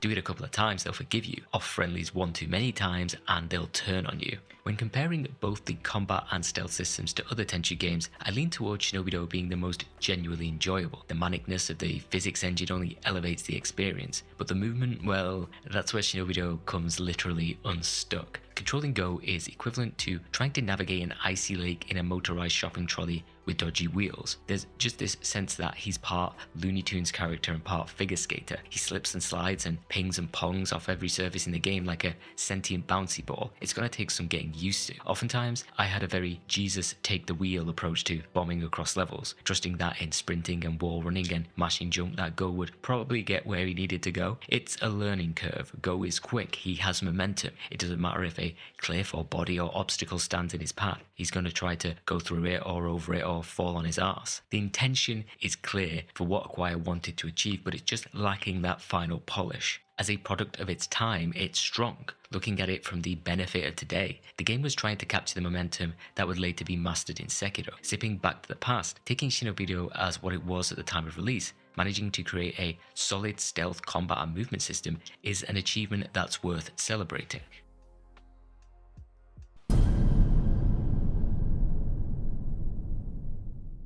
After rescuing Kinu and obtaining another soul stone, you could be forgiven for shoving all that Gameran business aside and taking a new character out for a spin. The game generally gives you a little time off from the story. This is intentional, because if you've been waiting for a dose of signature Acquire kookiness, it's coming up momentarily. Just before that, two things occur. First, one of the muscle ninja masquerades as Kinu. They hatch a plan to get close to the ninja and assassinate him. Will it work? We'll soon find out. Second, an old friend comes calling, Zaji, and he didn't come to chat. The two of you are once again thrust into a fight. Despite Go's best efforts to get through to him, his former friend is too stubborn to listen. Zaji pulls his signature move, throwing the smoke bomb, before disappearing into the night. Not a great result, but things soon look up. Another lead on a soul stone. This time it's at Utakata Castle. Go sets off, but before he can even reach the castle grounds, who should show themselves but Gameran. While the shinobi attempts to attack the sorcerer, spectral magicians are notoriously hard to put down. Gameran easily overpowers Go. Then he's chanting. I don't think it's a happy chant.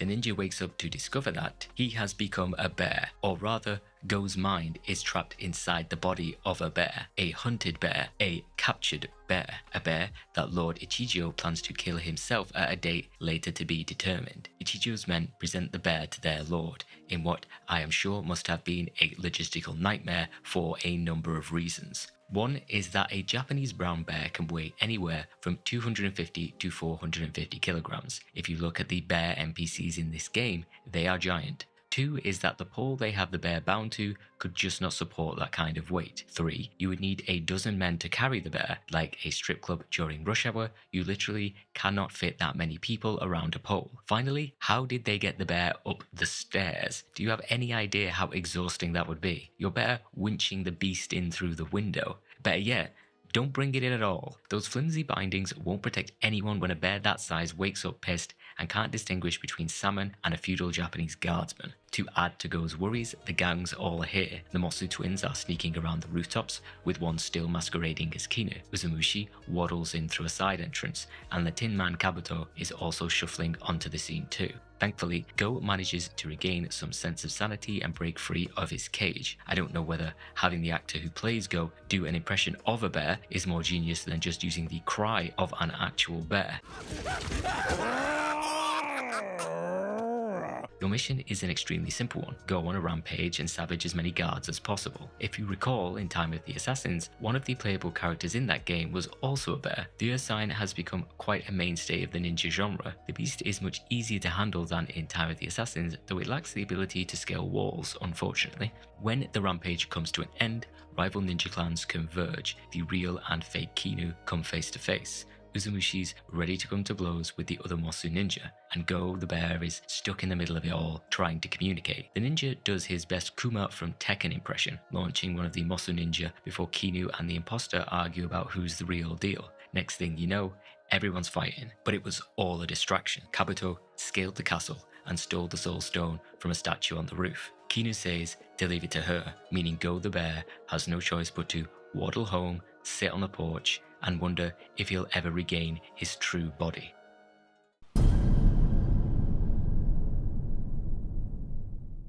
Escorting and guarding missions are my most hated contracts for 2 reasons. The AI sucks, and I suck. Guarding has you protect a target in one of several locations. You have backup, but they are beyond useless. You must survive waves of enemies with the target still breathing. An escort mission is the flip side of the assault contract covered earlier. This time, the cart must make it to its destination. Shinobi-Do may trick you into believing that, early on, guarding contracts aren't so hard. There aren't that many enemies and they're not that strong. But once that difficulty starts creeping up and rival ninja get involved, I found them to be one of the most difficult missions in the game. Let's take Negishi Pavillion for instance. It's the staging ground for a number of missions. A lot of assassinations, delivering a package, and total destruction tasks take place here. So do numerous guard contracts. The estate is split into small streets on either side of the compound. Inside there's a garden, storage buildings, a smaller building, and the main house. If you're guarding a merchant, he'll be chilling in the smaller building with his pals. There's a reason Negishi Pavillion is one of the first maps that a player can visit. It's familiar. It's very Tenchu. Compared to other locales aside from the Asuka village, it's the smallest map in the game. The familiarity of the rooftops, an interior estate with entrances on high, it's well-engineered nostalgia. The smaller nature of the map also lends itself well to total destruction, assassination, and rendezvousing with contacts. The outer and interior sections are often well patrolled with intersecting guard lines. If there's a special contract to complete the mission without being seen, or without taking a single life, it really pushes you to harness all of your stealth skills or come packing with a buffet of knockout sushi.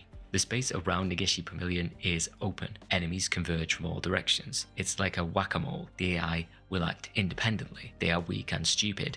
Normal guards are no match for the likes of Mosu or Kenobi Ninja. If the Taraba turn up, I'd say just switch off the console. You, the guards, and the target are about to be carpet bombed into oblivion. It's just pure chaos. Why? Allow me to elucidate. Number 1. Outputting significant damage is the name of the game. Singularly attacking enemies, trying to whittle their health down is not an effective strategy. It takes too long. Your merchant somewhere off camera getting exploded to death. What about items? Maybe. Be careful though. That plus 500 explosion sphere you threw not only detonated the enemy, but several guards, the merchant, and you. There's friendly fire. Now everyone's on fire. Okay, so how about sneaking in some stealth kills while everyone's stabbing each other? Smart move. Too bad you just opened your ally's throat like a human Pez dispenser. Friendly fire, remember? Maybe we can wait this entire ordeal out. Perhaps throw a healing potion or curing sphere at the merchant you're protecting. Good idea, but whoops, you just healed the enemy, or the sphere rolled away, or the potion missed its target, and now the merchant's a corpse. Well done. Guard missions require a totally different approach and mindset than any other mission because control is taken away. It's a more reactive experience which requires more intricate handling. From a raw numbers perspective, you will struggle to inflict decent damage if you have not been leveling up Go with the aid of alchemy, or stock a bunch of strength potions or weakening spheres. Along with an assault mission, these require the most preparation out of the bunch. I do not like babysitting the idiotic AI which is constantly determined to end its life as swiftly as possible. But there is good tension in these missions. Spinning a lot of plates is fun. Finding the perfect tool for the situation is frantic. The combat's better than Tenchu 1 and 2, which means engaging enemies doesn't feel like I'm swinging a blade through treacle. But I'll admit it, I'm bad at them. They're hard missions. There's only so many times you can watch your target ragdoll after getting slapped around by Monster Ninja before it starts eating away at your soul.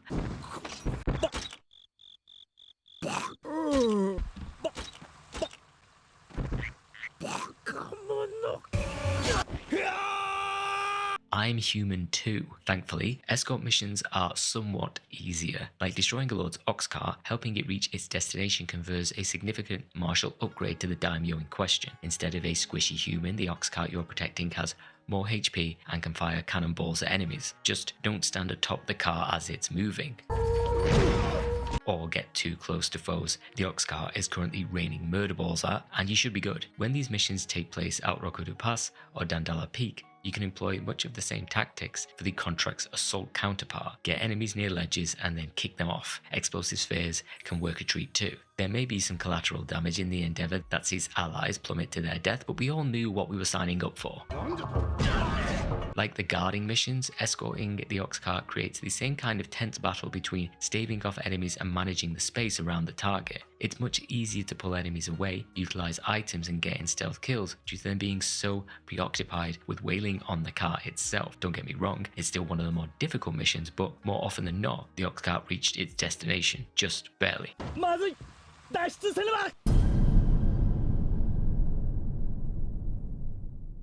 Last we saw Go, he'd been transformed into a large brown bear, great for dispatching enemies, but not so much for bringing a stop to Gameran's plans. Fortunately, Onji comes through with a lead. Head to the Phantom Forest. Here he finds scores of armored Taraba ninja. If you fight these guys during a normal mission, their health and explosive capabilities can prove to be a real handful. Bear Go, however, can take on dozens of these guys no problem. I wish the game had leaned in more to its fantastical elements by allowing the player to transform into various animals, like the cats we've seen or even the bear. Alas, after you've defeated enough foes, Go finds his body. Through what I can only assume is sheer force of will, Go yells himself back into his original form. The strangeness doesn't end there. A talking cat appears. Onji. Long ago, he was a man who left his family in order to train as a monk, only for Gameran to transform him into a cat. While in this form, it's difficult for him to retain his sense of self, so must communicate with Go in short bursts. The first thing going through my mind during this revelation was not surprise at Onji being a talking cat, but just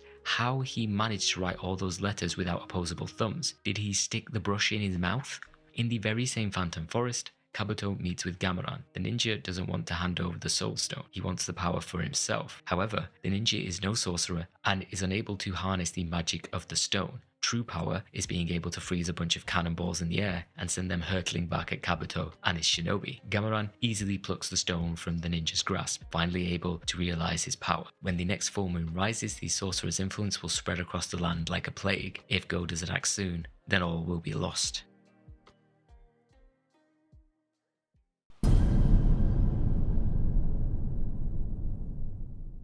Our final three mission types find themselves united in battling Shinobido's environment more than its enemies. Transport sees the player taking an item to the other end of the level or handing it off to a specific NPC. It's the better version of Thievery missions in that instead of extracting an item from a location, you often need to figure out how to get into or through a level. The way in which the player approaches these missions will be very stop-start. You put the package down, scout ahead, kill a bunch of enemies, go back, pick up the package, continue. Rinse and repeat until you make it to the other side. Transport, while certainly more continually engaging, still feels like a slog because it's often just a slow progression through a map without much to really shake up the experience. The best implementation of this mission is in Negishi Pavillion, when there is a special contract of not being spotted or not killing an enemy. For the latter, it is often extremely difficult to reach your contact without coming prepared with knockout spheres or sushi due to the extremely tight patrols within the main building's interior. Kidnapping is, in all but name, Thievery, but instead of rice it's a person. Somewhere on a map is your target. There's no way to knock an enemy out with a stealth kill. You've just got to hoist a fat merchant on your back and carry them out of the map. It's made extra hilarious whenever you unceremoniously dump them on the floor. They let out a yelp and their body ragdolls. There are no rice bale trick shots to the mission, so you just have to plod along the old-fashioned way. Similar to the transport missions, the greatest test of skill and most interesting setup is the special contract of completing the task without taking a single enemy life. Rescue missions are the most amusing contracts in the entire game. They typically take place in Rokudo Valley or Kongo Pass, large areas with victims locked up in cages scattered across the map. This is an exercise in herding very stupid cats, so of course you need to totally cleanse the area of life before attempting to shepherd these sheep to the exit. A particularly memorable mission took place in Kongo Pass. The village girls were in cages at various points in the level. Go opens a cage and then the girl will follow him on an invisible tether. You run too far away, the tether breaks, and the girl just sits there gazing off into the middle distance and muttering. So you've got to play it slow. If you like, you can toss them some food and they'll become more obedient. The girls will often just also roam around the map like a starving dog, stuffing any mushroom or plant into their mouths with abandon, usually accompanied by a ditzy voice line. In Kongo Pass, I had 5 girls to save. No problem, I started saving them, but I forgot some enemies along the way. They were easy enough to clean up. But I also forgot that Kongo Pass is laden with traps. Pits, spikes, the rolling spiky balls of death. The girls, like toddlers, have no sense of personal preservation. They will run into spike traps, fall through floors, and welcome the giant balls with open arms. And they can very much die. You can heal them if you chuck a potion at their heads, though I never thought they had truly earned the life given to them. The majority of the mission was spent attempting to herd them around traps, realizing I'd forgotten one of them somewhere, only to find them cowering like a lost child. It was part frustration, part hilarity, and I found I didn't totally hate it. More so for the wacky situations the girls would get themselves into, rather than the experience of trying to round up a troop of unruly peasants. Unlike those 3 missions that could be hit or miss, Honcho Shimoyashiki is one of Shinobido's best levels. It's reminiscent of the snowy estate from Tenchu Stealth Assassins. It hits on what I'd previously been talking about. Honcho Shimoyashiki has great texture. You find yourself in a large sweeping estate. There are courtyards, interior houses to sneak into and pad down hallways. There are multiple levels with an onsen and garden, nooks and crannies that make it feel like mini attractions within a grander environment. Assassinations and total destruction missions are a particular highlight. While you think enemies occupy distance from each other, you alert one, it sends shoji doors flying open, an army of guards appearing out of thin air. Next thing you know, you're hightailing it out of there, waiting for the situation to calm down. It's just an area with so much character, but tends to be on the rarer side for missions. If you mostly ally with Ichijo, you may not get to visit it too often. It's a shame because it is one of the most thoughtfully designed levels within the entire game.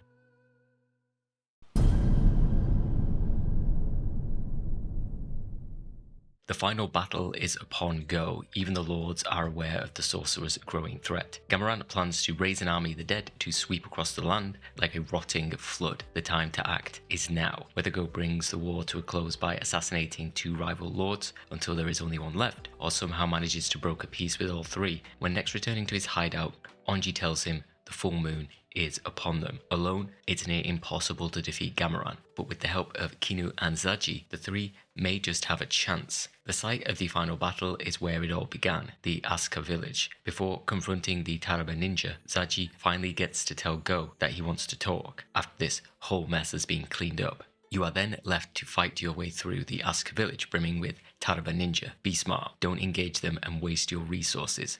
follow the compass, head straight for Gameran. The sorcerer is already at the shrine. Standing in Go's way is Kabuto. Depending on how you've handled the war in Utakata, the narrative path splits. If you are able or unwilling to bring a peaceful resolution to the land, making it so that all three warlords get along, the upcoming scene changes. If you assassinate 2 of the 3 lords, only leaving 1 in charge, then Zaji is impaled once by 2 Taraba ninja, and then in a truly metal scene, is flung into the air to be skewered by a sharpened pillar. Zaji dies believing Go betrayed him for the final time. If you brought peace to Utakata, then the dude still gets skewered, but he's caught by 1 guard from each of the 3 lords' houses. They're quick to tell you that, despite having his internal organs scooped out like the inside of a melon, Zaji is still breathing. Regardless of the path chosen, a fight with Kabuto is still on the cards. The difficulty of the fight with the leader of the Taraba Ninja mostly comes down to the difficulty on which the game is played. From easy to hard, it's a manageable battle, creeping up towards a very hard and crazy ninja, even heavily relying on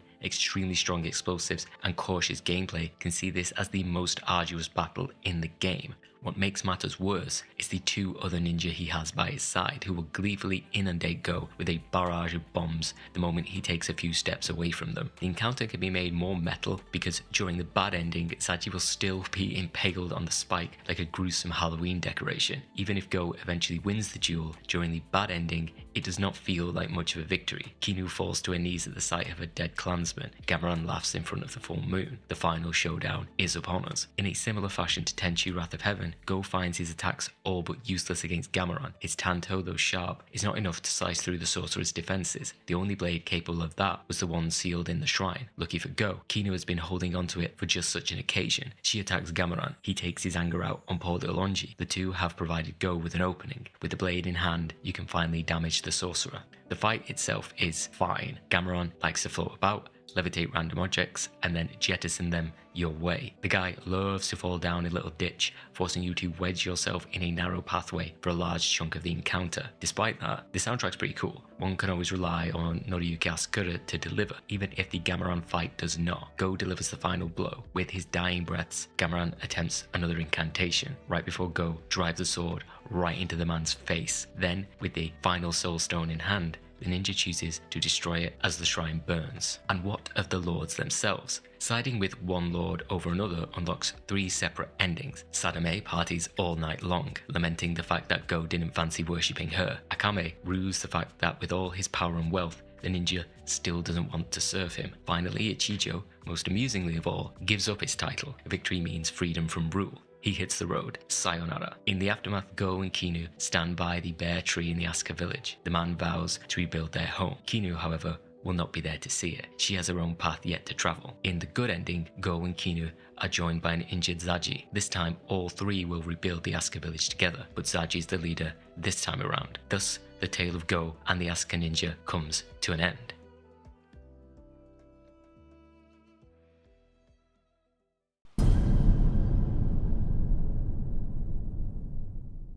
One element I did not have on my bingo card when first playing Shinobi-Do was a quasi-tower defense game. Essentially, that is how Go's garden functions. It blends the design elements taken from Tenchu's mission editor and then tests it against a horde of enemies. The mission creator side of the garden is available at any time Go is in his hideout. There is a finite area and number of objects that can be placed within it. While the player is provided with a number of stock items, trees, bushes, the odd spike trap, more must be purchased from the shop or received as gifts from lords. As the game progresses, you will unlock more ways to customize the garden. This can be an exercise in careful exterior decorating, craft a beautiful zen space, but it won't help you when enemies come calling. You know what will?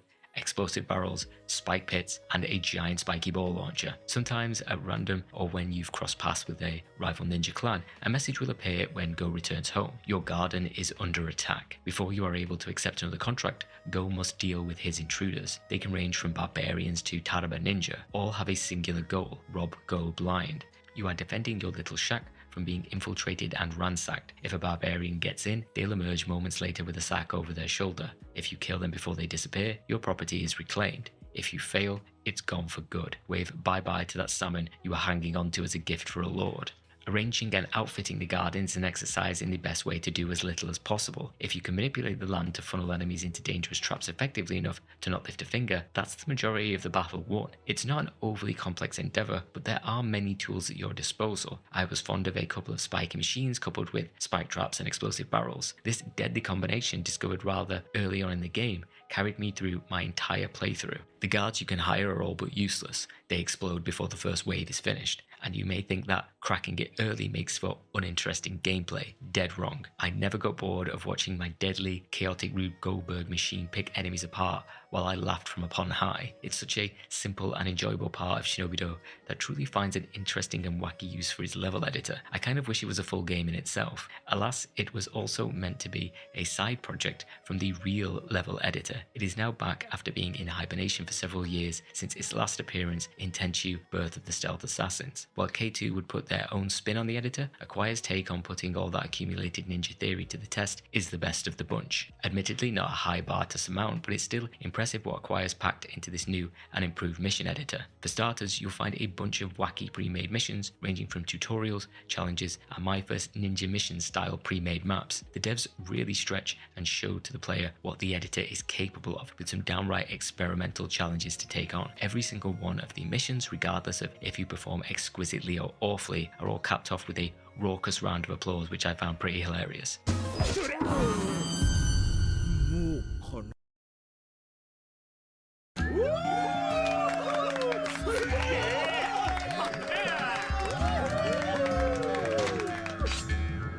After studying the blade and deciding to create your own mission, you can expect an intuitive and robust set of little tools. One of the major issues with the previous editors is simply that creating a level didn't lend itself to being performed on a controller. Navigation was clunky and laborious. You were forever scrolling through different menus. Manipulating the terrain was a chore. Now there are great pre-made assets you can just plonk down. Terrain selection allows you to choose large swaths of land to edit. Enemies can easily be placed inside, outside, and even on top of structures. It's very plug and play, which creates an environment where whipping up a level allows you to focus more on making a locale interesting and challenging and less about battling with the finicky controls. Coming in blind, even just playing with Ghost Garden in the main game, gives you enough experience to wrap your head around the controls in a few minutes. It really did impress me. There has to be a catch, right? Well, more like a compromise. We are nowhere near time of the Assassin's Black Fog, but it's still there. Owing to Shinobi-Do's lower graphical fidelity, the impact on gameplay is next to nothing. One issue I did come across, and it may well be on me for having a 60 FPS patch running on an emulator, was that on some levels performance suffered, which impacted frame rate and controller responsiveness. Another reality is that the scale is nowhere near that of the base game. That's a given, but that doesn't preclude anyone from making an interesting map that provides the player with a serious challenge. Like previous Tenchu releases, Acquire had so much faith in the editor, and fans responded so positively to it, that it spawned its very own DLC. If you end up revisiting Shinobi-Do, set some time aside just to zone out, build your ninja mission, and have some fun. Another relic from a bygone era of gaming is unlocking rewards. Upon completing a game, you can carry over your save data to begin what is essentially New Game Plus. You can carry over items, alchemy stats, and unlocks. Unlocks come in the form of changing character costumes to anything from Kinuzaji, the lords themselves, and even NPCs. Whereas in Way of the Samurai 3, you had to non-lethally bash an NPC over the head to claim their skin like a less violent Shang Tsung. In Shinobi-Do, literally carrying an NPC out of an area grants you their model. Alongside this, completing the game on various difficulties also unlocks hard mode and crazy ninja mode. Enemies have more health and do a ton more damage. While decent for a challenge, the issues that I touched on around mastering the alchemy system in order to have the slightest chance of making a dent in endgame bosses is practically mandatory. Like the level editor, Shinobi-Do is not simply a one and done game. There's an absurd amount of longevity for players who wish to keep their adventure in Utakata going for dozens of hours.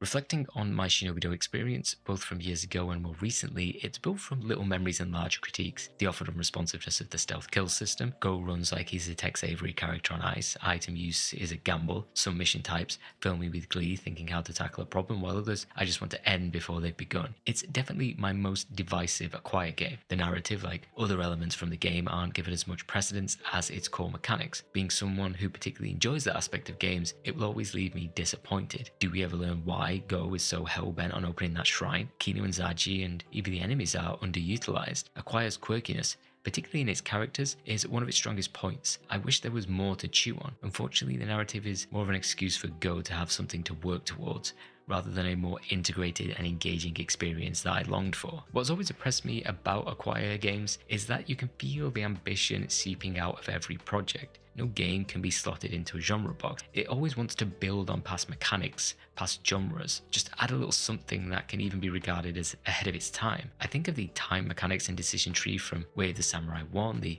sudden judgment system from Way of the Samurai 3, Shinobido's take on an open world stealth action game in a semi-emergent physics sandbox. Just a year later, Assassin's Creed was released. Yeah, it did the open world stealth and movement system better than Shinobi-Do, but lest we forget this was from a much smaller company. Look at today and the likes of Assassin's Creed, Ghost of Tsushima and more still embrace that style of gameplay. While that 6 or 7 rating, if we must slap a number on Shinobi-Do, feels about right, it's not because it's a middling game. It's an experience in which the devs' ambition exceeded their grasp and one that should be celebrated. Thanks for watching.